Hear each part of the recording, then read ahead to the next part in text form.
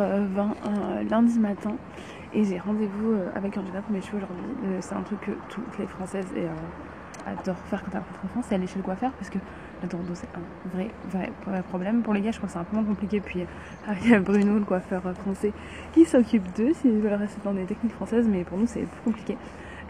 Et du coup je voulais vous montrer parce que j'appréhendais un peu pour me garer dans Valence et en fait devant chez elle il y a noir de place quoi. Franchement vraiment j'ai pas du tout galéré quoi.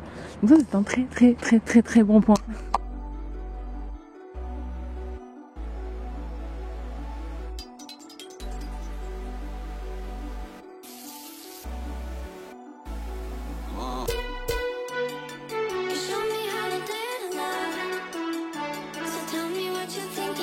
Allez, très bien. C'est parti. Du coup, tu vas rester debout. Alors je vais vous raconter un peu ce qui se passe. Angela commence par la coupe sur cheveux secs, obligatoire pour les cheveux comme les miens, pour jauger du volume et de la géométrie de la coupe dans l'instant. Ça faisait des semaines qu'on échangeait avec elle au sujet des boucles et du grand changement que j'ai opéré dans ma vie cette année, puisque j'ai arrêté de me lisser les cheveux après 16 ans.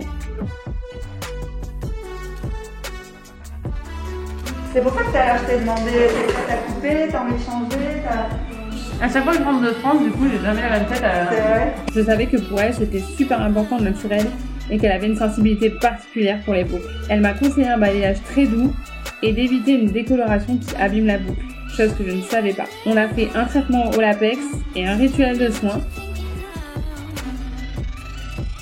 Puis j'ai testé le Dyson pour la première fois pour un séchage tout en douceur.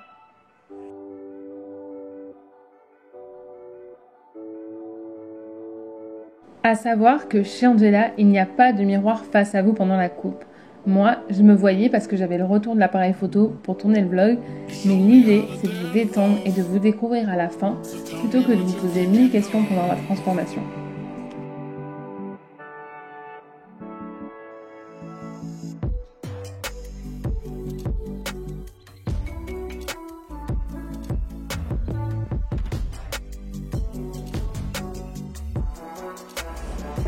C'est encore moi. La vidéo n'est pas terminée en fait. J'ai voulu vous rajouter une petite vidéo à la fin pour vous faire un petit bond dans le futur, puisque la vidéo que vous regardez a été filmée le 25 octobre, mais qu'on est aujourd'hui le 7 novembre et que je suis de retour à Toronto comme vous pouvez le voir. Et je voulais donc vous montrer à quoi ça ressemblait une fois que je m'étais lavé les cheveux plusieurs fois toute seule et que j'avais pris mes habitudes pour me coiffer, puisque c'est toujours un petit peu le challenge quand on sort de chez le coiffeur et des fois c'est super bien. Et quand on va après, qu'on veut se coiffer chez soi, c'est un peu plus compliqué. Et là, franchement, c'est un bonheur pour se coiffer. C'est pas du tout compliqué. Il y a ma routine, j'utilise la même routine en fait que j'avais avant pour mes boucles. Donc ça, je vous le mettrai dans les liens en dessous parce que j'ai fait un article sur mon blog sur ma routine beauté cheveux. Et donc voilà, je vais juste vous montrer. Je sais pas si on voit bien. En plus, à Toronto, il fait tellement beau.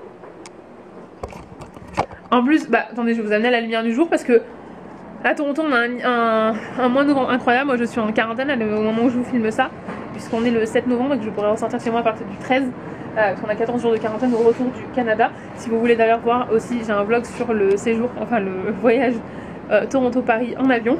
Ça vous intéresse de voir comment ça se passe pendant la pandémie. Mais regardez, franchement je suis vraiment hyper contente. C'est vrai que j'avais un peu d'appréhension pour passer sur du plus court. Après, ça fait plusieurs semaines qu'on discutait avec Angela à ce sujet-là, qu'elle me dit que c'était aussi l'occasion de faire ressortir plus ma personnalité avec mes cheveux maintenant que j'assumais mes cheveux frisés. Donc je suis vraiment contente de lui avoir fait confiance parce que toute seule, spontanément, je serais peut-être pas allée faire sur une coupe comme ça. Et je suis trop fan, j'adore. Voilà, pour moi c'est un gros oui. J'ai hâte déjà d'y retourner quand je retourne en France la prochaine fois. On sait pas quand, hein, surtout avec la situation actuelle. Mais voilà, c'est un gros oui pour moi. J'espère que cette vidéo sous un format différent vous aura plu. Je vous dis à bientôt pour une prochaine vidéo. Et puis je vous invite surtout à me rejoindre sur Instagram où je suis active au quotidien. Je vous souhaite une bonne journée, une bonne soirée, une bonne nuit, n'importe où vous soyez dans le monde. Et je vous fais de gros bisous.